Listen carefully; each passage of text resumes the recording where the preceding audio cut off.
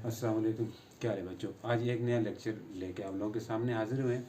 जैसे कि हमारे प्रीवियस लेक्चर्स चल रहे थे, तो आज हमारा जो नेक्स्ट लेक्चर होगा वो होगा रिलेशन बिटवीन पीरियडिक मोशन के अंदर आपके पास जो टर्मिनोलॉजी जो यूज़ होती है, ख़ासतौर पर टाइम पीरियड हो गया और इसके साथ साथ फ्रीक्वेंसी होगी।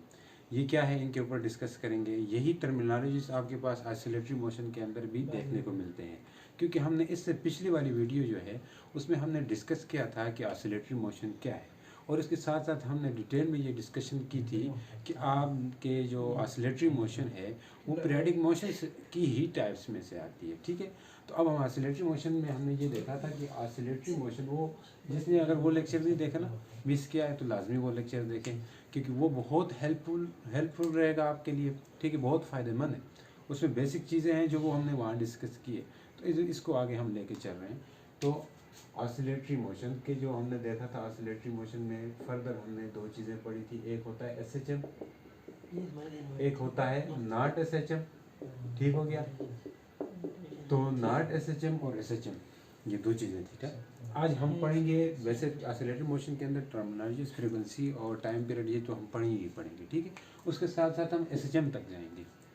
एसएचएम के आपकी बुक के लिहाज से हम चल रहे हैं, जो कि कैपिके की बुक है या पंजाब बोर्ड की। ठीक है, उसके मुताबिक हम चल रहे हैं। एसएचएम पे जाएंगे, एसएचएम को ज़रा डिस्कस करेंगे क्या है कि। उसके बाद हम हमारी जो नेक्स्ट वीडियो होगी वो होगी mass attach to a spring. Basically mass attach to a spring जो है वही एग्जांपल है एसएचएम की। ठीक है, तो वो उसको हम mass attach to a spring उसको ज़रा अलग से हम डिस्कस कर लेंगे। ठीक है, तो उसके साथ साथ हम उसका टाइम पीरियड के साथ भी रिलेशन देखेंगे।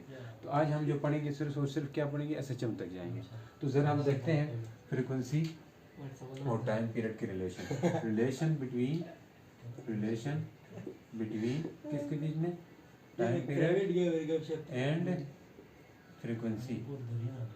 ये दो चीज़ें हम पढ़ेंगे। ठीक है, देखें टाइम पीरियड क्या होता है, उसको समझने से पहले हम साइकिल को समझेंगे। साइकिल क्या होता है भाई, तो वन कंप्लीट जो रोटेशन करेगी कोई बॉडी, या वन कंप्लीट अपना चक्कर कंप्लीट करेगी एक पूरा घूमी। ठीक है, उसको हम क्या कहेंगे, साइकिल कहेंगे या वाइब्रेशन कहेंगे। ठीक है, उसको हम साइकिल कहेंगे या वाइब्रेशन कहेंगे। The one complete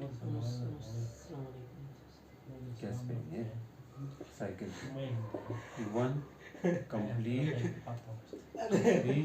rotation, one complete rotation of a body. ठीक है, one complete rotation of body is called cycle. उसको हम क्या कहेंगे, साइकिल कहेंगे। ठीक है, उसको क्या कहेंगे, साइकिल कहेंगे। उसके साथ साथ जो है हमारे पास साइकिल को समझने के बाद हम क्या देखेंगे कि भाई टाइम पीरियड क्या होता है। देखिए साइकिल कब कंप्लीट होता है, एक कंप्लीट रोटेशन जो होगी उसको हम साइकिल कह रहे हैं। तो अब इसी तरह हमारा जो अर्थ है वो भी क्या कर रहा होता है, रोटेशन कर रहा होता है, यानी कि रिवॉल्व कर रहा होता है। रोटेशन भी तो कर रहा है। ठीक है, 24 आवर्स लगाता है वो अपने एक्सिस के अबाउट रोटेशन करने में, साथ साथ रिवॉल्व भी कर रहा होता है सन के अबाउट। ठीक है, वो रिवॉल्व कर रहा होता है, वो आपके पास क्या है, एक पीरियडिक मोशन है। इसके ऊपर हमने बात की थी। तो अब उस अर्थ का, यानी कि हमारी अर्थ का जो सन के अबाउट जो रोटेशन, जो रिवॉल्व करने का जो वो है, कितना है, कितने अर्से में करता है, 365 डेज और 6 आवर्स में तकरीबन। ठीक है, 6 आवर और 365 डेज में करता है। तो इस चीज़ को देखें, जब ये यहाँ से इस अबाउट क्या करता है, रिवॉल्व करता है, तो हम कहेंगे कि इसका जो टाइम पीरियड है वो क्या है, 365 डेज है। ये टाइम पीरियड है एक, क्योंकि एक पूरा एक रिवोल्यूशन करने में इतने डेज लगा रहा है। तो साथ साथ यही चीज़ कि एक कंप्लीट रोटेशन करने में जो टाइम लगाएगा कोई भी बॉडी, ठीक है, किसी भी बॉडी का एक कंप्लीट रोटेशन का, एक साइकिल कंप्लीट करने के लिए जो टाइम चाहिए होगा, जैसे कि इसका एक साइकिल कब कंप्लीट होता है, 365 डेज में। ठीक है, हमारे अर्थ का।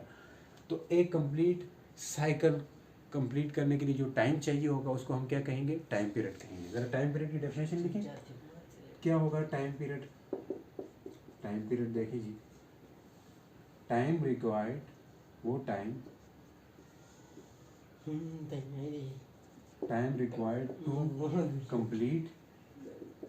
Complete one cycle is called, vibration भी लिख सकते हैं, इज कॉल्ड टाइम पीरियड। अब टाइम पीरियड को टी से रिप्रेजेंट करते हैं, ये तो आपको पता है। अब साइकिल टाइम पीरियड के बाद फ्रीक्वेंसी क्या होगी? फ्रीक्वेंसी उसे कहेंगे, देखिए टाइम पीरियड होगा एक साइकिल कंप्लीट करने के लिए जो टाइम चाहिए होगा वो क्या होगा? टाइम पीरियड होगा। फ्रीक्वेंसी क्या होगी? फ्रीक्वेंसी ये होगी कि आपके पास एक साइकिल, एक सेकंड में जितने साइकिल कंप्लीट होंगे उसे हम क्या कहेंगे? फ्रीक्वेंसी कहेंगे। ठीक है, number of cycle in 1 second क्या कहेंगे? Number of cycle in 1 second इसका frequency.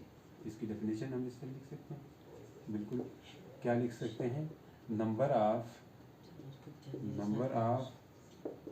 Cycle in 1 second is called frequency. उसको हम क्या कहेंगे? फ्रीक्वेंसी कहेंगे। यानी कि एक साइकिल को कंप्लीट करने के लिए नंबर, यानी कि एक सेकंड में जितने आपके पास साइकिल्स कंप्लीट होंगे तो उसे हम कहेंगे फ्रीक्वेंसी। भाई एक सेकंड में आपके पास ज़्यादा साइकिल भी हो सकते हैं, जैसे हमारे पास जो पेंडुलम है, एक सेकंड में ज़्यादा साइकिल होने का मतलब क्या हुआ कि ज़्यादा चक्कर वो काट सकता है एक सेकंड में। तो ये अर्थ वाला नहीं है, इधर तो ज़्यादा टाइम लगता है। हम पेंडुलम वाले सुनते हैं, मान लें हमारे पास पेंडुलम, ठीक है, ये भी ऐसे चमकी एक एग्जाम्पल है, हम इसको भी डिस्कस करेंगे अगले उसमें लेक्चर में। देखिए यहाँ से मान लें इसको हमने डिस्प्लेस किया, ये एक्सट्रीम पोजीशन पे गया, फिर इधर आए, इसको हमने इतना डिस्प्लेसमेंट दिया कि भाई कि एक सेकंड में इसने एक सेकंड में एक साइकिल कंप्लीट किया। एक सेकंड में एक साइकिल, जरा मैं इधर इसको टेबल से बनाता हूँ ताकि आपको समझ आएगा।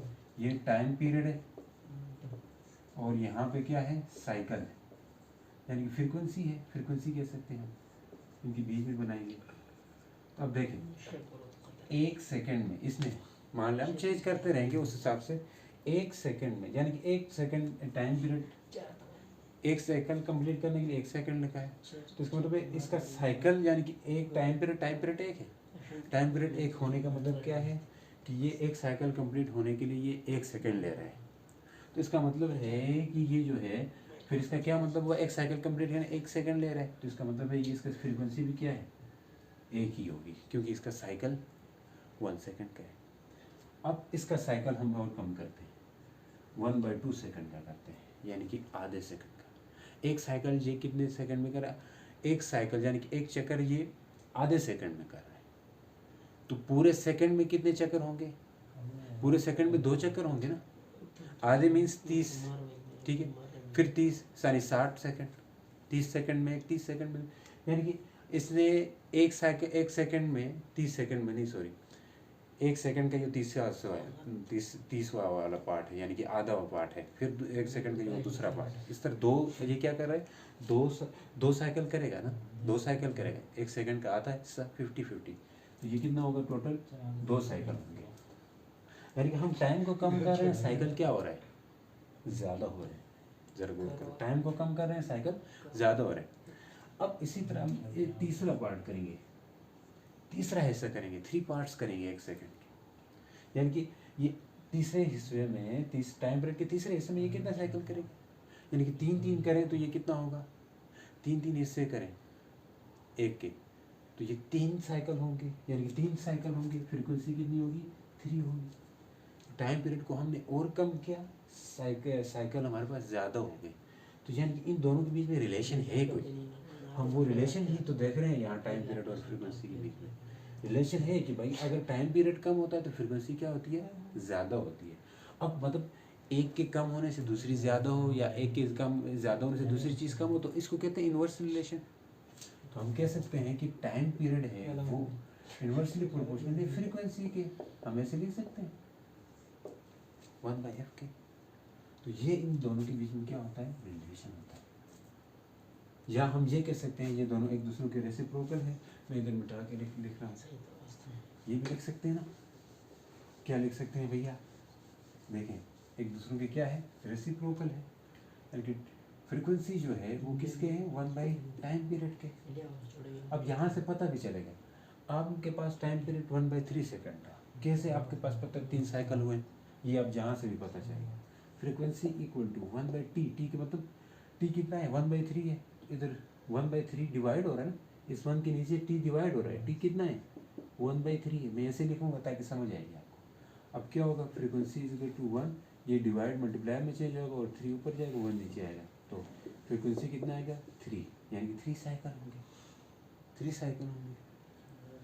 इसका मतलब है कि आप कह सकते हो 3 हर्ट्ज होंगे ना।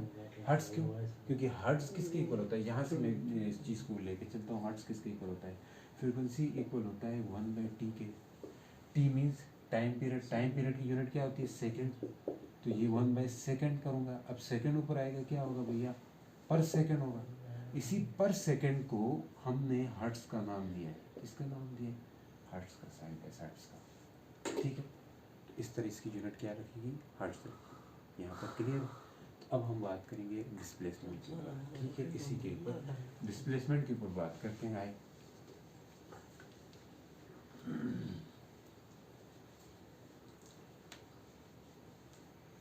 देखिए, डिस्प्लेसमेंट भी इसके अंदर आई थी एक टर्मिनोलॉजी, मतलब डिस्प्लेसमेंट क्या होगी, डिस्प्लेसमेंट होगा आपके पास the distance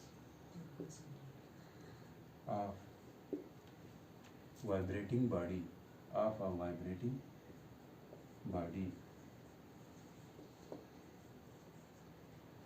body from mean position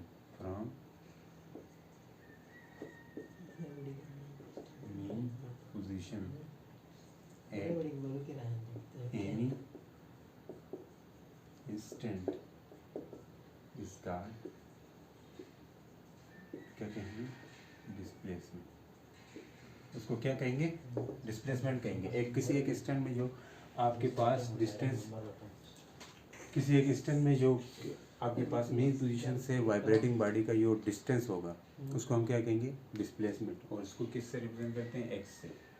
जैसे मान लें ये आपके पास पेंडुलम है, इसका किसी एक टाइम में, अब मान लें एक्सट्रीम पोजीशन इधर कहीं है, ठीक है, एक्सट्रीम पोजीशन आखिर वाली इधर तक जाके वापस रिटर्न करती है। अब इसी एक इंस्टेंट में, चाहे इधर बीच में हो चाहे एक्सट्रीम पर, इसको क्या कहेंगे, डिस्प्लेसमेंट कहेंगे। समझ आई कि नहीं, उसको डिस्प्लेसमेंट हम नाम देंगे। इसी तरह हमारे पास एक होता है एम्पलीट्यूड, उसके बारे में बात करेंगे। अब डिस्प्लेसमेंट ये होता है, ये हमेशा आपके पास जीरो भी आ सकता है, ठीक है, ये नहीं कि हमेशा आपके पास डिस्प्लेसमेंट हो। और डिस्प्लेसमेंट कहाँ पे जीरो होगा, मीन पोजीशन पे, यानी कि रेस्ट पोजीशन पे, ठीक है। क्यों रेस्ट पोजीशन पे डिस्प्लेसमेंट जीरो होगा भाई, क्योंकि यहाँ से बॉडी जाए वापस उधर आए तो क्या होता है, जीरो होता है हमेशा डिस्प्लेसमेंट, ठीक है। तो अब यहाँ पे क्या होगा, ये जाएगी एक्सट्रीम से वापस इधर आएगी, तो मतलब जहाँ से चली थी वहाँ पे आएगी, इसका मतलब यहाँ पे आके डिस्प्लेसमेंट क्या हो जाएगा, जीरो हो जाएगा, ठीक है। रेस्ट पोजीशन पे डिस्प्लेसमेंट क्या होगा, जीरो होगा। तो हम ये कह सकते हैं, एमसीक्यूज आ सकते हैं, रेस्ट पोजीशन पे किसी भी पेंडुलम या किसी भी मेस अटैच्ड टू स्प्रिंग का आपके पास डिस्प्लेसमेंट क्या होगा, तो आपका क्या कहोगे, जीरो होगा। इसी तरह एम्पलीट्यूड को भी ज़रा डिस्कस करते हैं। एम्पलीट्यूड क्या होगा, एम्पलीट्यूड होगा maximum displacement of body from mean position. लिख सकते हैं मैक्सिमम, मैक्स लिखता हूँ, maximum displacement of vibrating body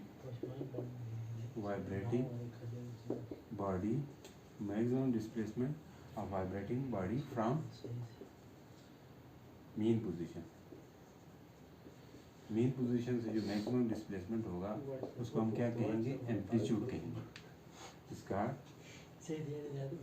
उसको क्या कहेंगे, एम्पलीट्यूड कहेंगे। समझ आई कि नहीं, जैसे आपके पास यहाँ पे देखिए मैक्सिमम डिस्प्लेसमेंट ये था, तो ये हमारे पास एम्पलीट्यूड होगा, इसको हम एक्स नॉट कह सकते हैं।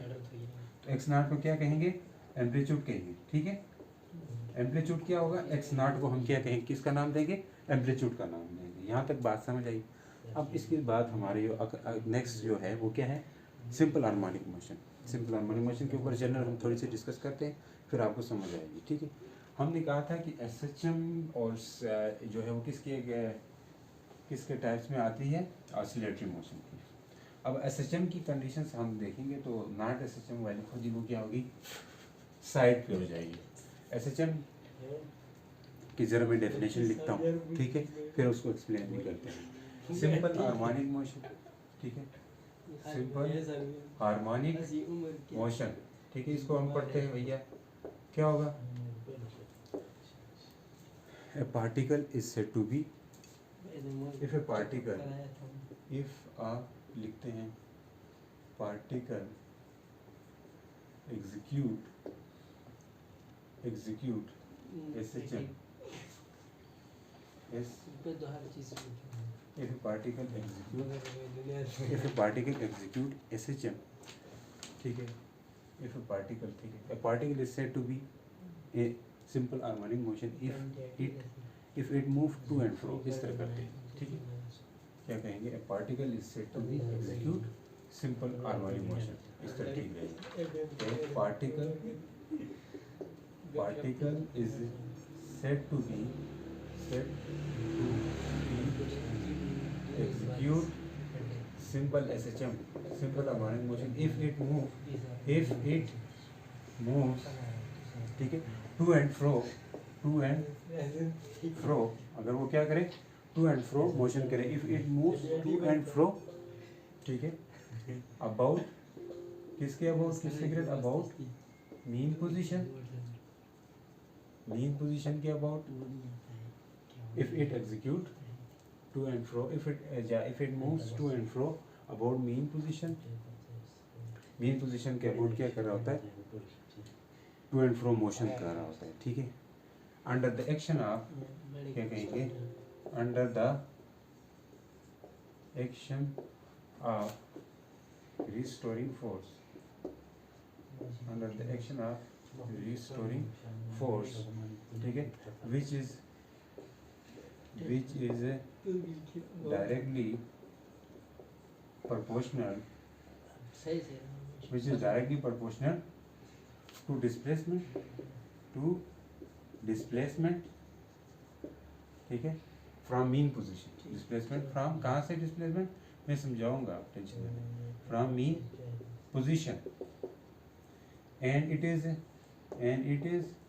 always directed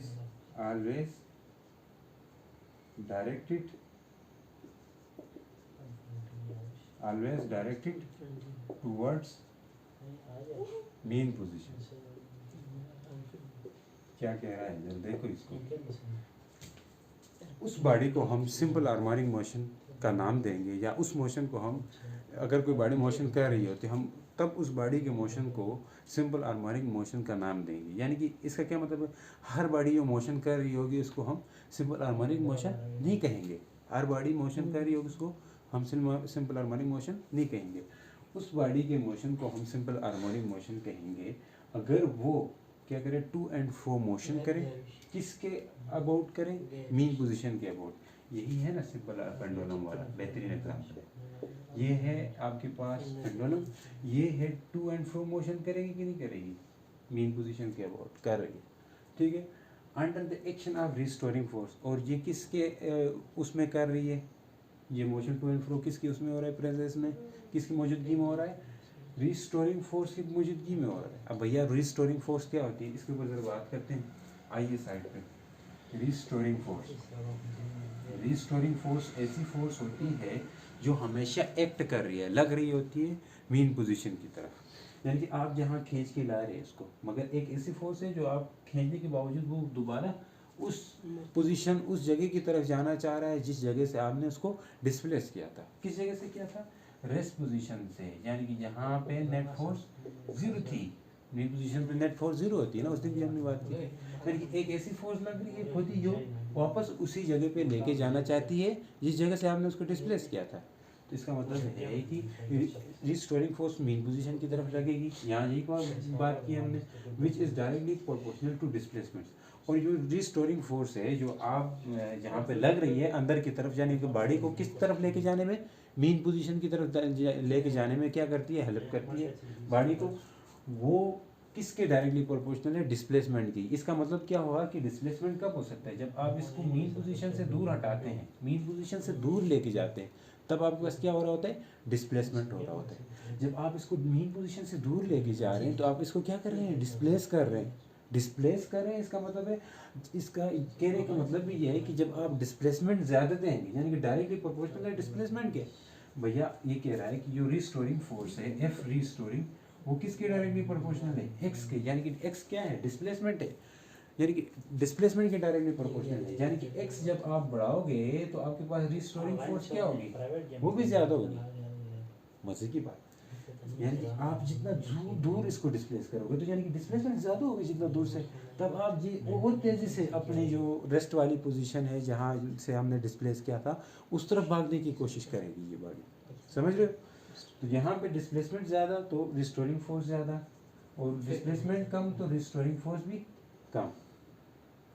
इसको एक और तरतीब से भी समझते हैं। अब रिस्टोरिंग फोर्स है तो इसके अंदर एक्सेलरेशन भी आएगा। तो जनरली अगर डिस्प्लेसमेंट अगर हमारे पास कम होता है तो तब ये सिंपल हार्मोनिक मोशन होगा। अगर अब इसका डिस्प्लेसमेंट आपने इतना ज़्यादा दिया है, यानी कि उसका एम्पलीट्यूड इतना ज़्यादा किया है, तो ये स्ट्रेट लाइन में मोशन नहीं करेगा टू एंड फ्रो, ठीक है, ये एक सर्कुलर पाथ में करेगा, तो फिर वो एक तरह से सिंपल हार्मोनिक मोशन नहीं कहला सकता, ठीक है, उसकी वो कंडीशन है उससे हट जाता है। तो अब यहाँ पे हम एक और चीज़ देखते हैं, वो क्या है कि आपके पास अगर डिस्प्लेसमेंट अगर बहुत कम हो तो हमारे पास फोर्स जो होती है रिस्टोरिंग फोर्स वो माइनस के एक्स होता है। यहाँ पे के एक्स के प्रोपोर्शनल था, जब ये प्रोपोर्शनलिटी हटेगा तो माइनस के आएगा। माइनस के क्या है, के आपके पास है, मैं लिखता हूँ के है आपके पास स्प्रिंग कांस्टेंट होता है या फोर्स कांस्टेंट, स्प्रिंग या फोर्स कांस्टेंट इसको कहेंगे, क्या कहेंगे, फोर्स। इधर तो पेंडुलम के केस में इसको फोर्स कांस्टेंट, अदरवाइज स्प्रिंग के केस में होगा ना, पेंडुलम के केस में तो ये वो होता है हमारे पास के नहीं, बल्कि आपके पास के किसके टर्म में आता है, स्प्रिंग कांस्टेंट के, यानी कि जो स्प्रिंग होता है आपके पास में अटैच टू स्प्रिंग है इसमें आ जाता है, सही है, इसमें क्या आता है, के आता है, तो के ये है। और एक्स डिस्प्लेसमेंट है, और के को कैसे डिफाइन करते हैं, के को डिफाइन करते हैं, के को हम डिफाइन करते हैं, के को किस तरह डिफाइन करते हैं जरा में, के डिफाइन किस तरह करते हैं, restoring force per unit displacement, क्या है, restoring force per unit displacement, per unit displacement, इसको हम क्या कहेंगे, restoring force per unit displacement, इसको हम क्या कहेंगे, स्प्रिंग कांस्टेंट कहेंगे। अगर ये कंडीशन है तो आपके पास ये रिस्टोरिंग फोर्स है तो इसके अंदर एक्सेलरेशन भी आएगा, किसके अंदर, इस बॉब के अंदर। तो हम कह सकते हैं यहाँ न्यूटन के मुताबिक रिस्टोरिंग फोर्स किसके इक्वल होगी, एम ए के इक्वल होगी, ठीक है। अब एम और ये इक्वेशन 1 कह दें, इसको 2 कह दें, ठीक है, तो ये एम ए इक्वल हो जाएगा किसके, माइनस के एक्स तक के, तो ए किसके इक्वल होगा, माइनस के बाई एम एक्स के इक्वल होगा। अब यहाँ ये क्या बता रही है कि एक्सेलरेशन किसके डायरेक्टली प्रोपोर्शनल है, एक्स के, तो हम लिख सकते हैं acceleration is directly proportional to x, negative of k x, यानी कि एक्सेलरेशन जो है डिस्प्लेसमेंट की क्या है, डिस्प्लेसमेंट की भी डायरेक्टली प्रोपोर्शनल है। आप डिस्प्लेसमेंट ज़्यादा दोगे एक्सेलरेशन भी ज़्यादा होगा, इस बात को समझ गए। अब देखें यहाँ पे कुछ स्पेशल कंडीशंस मैं आपको बताने जा रहा हूँ कि यहाँ पे कोई क्या ऐसी सिचुएशन है कि जिसमें आपके पास वेलोसिटी की डायरेक्शन बहुत इंपॉर्टेंट चीज़ है, ठीक है, ये एफएससी में जाके आपको काम आ सकती है भैया। फिर मैं इसको मिटा के फिगर को दोबारा से बनाता हूँ ताकि अच्छा सा अंदाजा हो जाए। देखें अब होता क्या है, आमतौर पर बहुत इंपॉर्टेंट चीज़ है जिसको हम डिस्कस करने जा रहे हैं, वो क्या है कि हमारे पास अगर क्या हो, ये पेंडुलम वाले केस ही लेते हैं, ठीक है। अब यहाँ देखें ये पेंडुलम, अब यहाँ पे हमने देखा कि ये बाहर जा रहा था फिर अंदर, ये वाली चीज़ हो रही थी ना कि नहीं, ये चीज़ हो रही थी। अब जब बॉब जो है ये बाहर जाता हुआ होगा ना, या आप स्प्रिंग वाला केस भी कंसीडर कर सकते हैं, जब आप बाहर जा रहा होता है बाप, तब इसका डिस्प्लेसमेंट भी बाहर की तरफ हो रहा होता है कि नहीं, डिस्प्लेसमेंट भी आउटसाइड और वेलोसिटी भी आउटसाइड। तो जब बॉडी एक्सट्रीम पोजीशन की तरफ जाएगी, इसको क्या कहते हैं, एक्सट्रीम पोजीशन, ऐसी बात है, एक्सट्रीम पोजीशन, ये भी एक्सट्रीम है। जब बॉडी एक्सट्रीम पोजीशन तक की तरफ जाएगी तो तब आपके पास डिस्प्लेसमेंट और वेलोसिटी की डायरेक्शन सेम हो, क्या होगी, सेम होगी। दूसरे क्वेश्चन, डिस्प्लेसमेंट सिंपल पेंडुलम या एसएचएम के केस में, ठीक है, सिंपल हार्मोनिक मोशन में आपके पास कौन सी ऐसी वो है केस है जहाँ पे आपके पास कब ऐसा हो सकता है कि डिस्प्लेसमेंट और वेलोसिटी एक ही डायरेक्शन में हो। तो तब आप क्या कहेंगे, आप बोलेंगे कि जब आपके पास एक्सट्रीम पोजीशन की तरफ बॉडी जाएगी या बॉब जाएगा, तब आपके पास डिस्प्लेसमेंट एक्स यानी कि डिस्प्लेसमेंट, वी यानी कि वेलोसिटी, ये दोनों क्या हो सकती है, एक ही डायरेक्शन में हो सकती है। अब उसके बदले में कि ऐसी कौन सी केस है भैया जिसमें आपके पास वेलोसिटी और एक्सेलरेशन दोनों क्या हो, एक ही डायरेक्शन में हो। यहाँ पे वेलोसिटी और एक्सेलरेशन कब एक डायरेक्शन में हो सकते हैं, जब ये बाप एक्सट्रीम पोजीशन से मीन की तरफ आए। कहाँ से, एक्सट्रीम से, लिख रहा हूँ ठीक है, एक्सट्रीम से मीन की तरफ आएगा, तो तब आपके पास एक्सेलरेशन और वेलोसिटी की डायरेक्शन सेम होगी। ठीक है, एक्सेलरेशन और वेलोसिटी की डायरेक्शन सेम होगी। मगर याद रखें इंपॉर्टेंट थी, वो क्या है कि एक्सेलरेशन और डिस्प्लेसमेंट कभी भी सेम डायरेक्शन में नहीं हो सकते इस केस में। किस में, सिंपल हार्मोनिक मोशन में। ठीक हो गया, ये एक एमसीक्यूज की तरह से आपसे के पास आ सकता है। तो ये इंपॉर्टेंट चीज़ थी जो मैंने आपके साथ डिस्कस करी। उम्मीद करता हूँ आप लोगों को समझ आ गई होगी। ठीक है, इस तरह बेसिक से अच्छे से लेक्चर्स आपको मैं अपलोड करके दूंगा, तो आप लोग इसको समझें, इसको अपने पास नोट्स बनाएं जिस तरह समझते हैं। तो मिलते हैं नेक्स्ट वीडियो में। अल्लाह हाफिज़।